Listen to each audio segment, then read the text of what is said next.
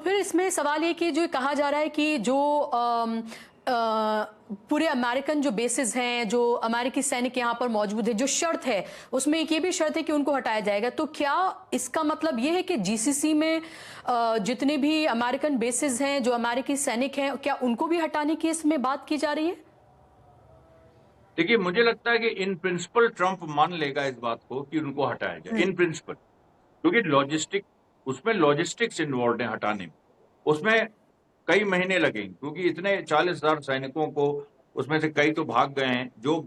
बचे हैं फिर भी 25, 30, 32,000 उनको रीलोकेट करना, उनको कहाँ रखना, तो वो अमेरिका कहेगा मुझे टाइम दो, अभी 1 महीने का टाइम दो, मुझे 2 महीने का, वो एक। लेकिन इन प्रिंसिपल तो शुरू हो गई रिट्रीट, ये बहुत बड़ी बात है। जो एक सालों से अमेरिका की सुपर पावर का एक सिंबल था कि अमेरिका के पास मिडिल ईस्ट में बेसेस है, दुनिया के बहुत सारे देशों में अमेरिका के बेसेस है, ऑस्ट्रेलिया में भी है, यूरोप में भी है, साउथ कोरिया में भी है, जापान में भी है, लेकिन मिडिल ईस्ट में बेस उसका मेन था, क्योंकि यहाँ पर इसका मतलब था कि वो पूरे तेल को डोमिनेट कर रहा है, तेल के व्यापार को डोमिनेट कर रहा है। तो मिडिल ईस्ट से अमेरिकन सोल्जर्स का हटना, क्या करेंगे फिर ये यूएई, सऊदी अरब, बहरीन, जो एक तरह से गुलाम बने हुए थे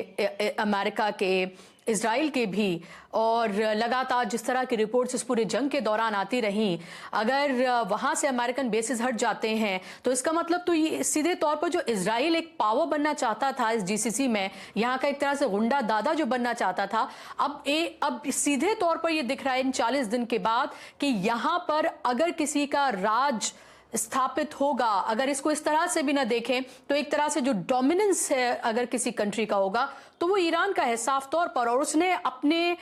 अपने ताकत, अपने बलबूते, अपनी सलाहियत पर ये हासिल किया है। बिल्कुल हासिल किया है। और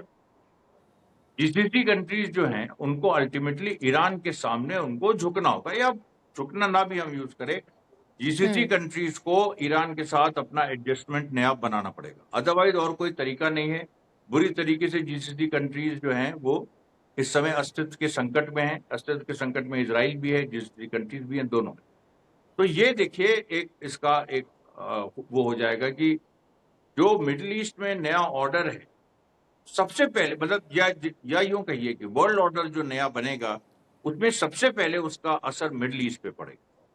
this is the first thing,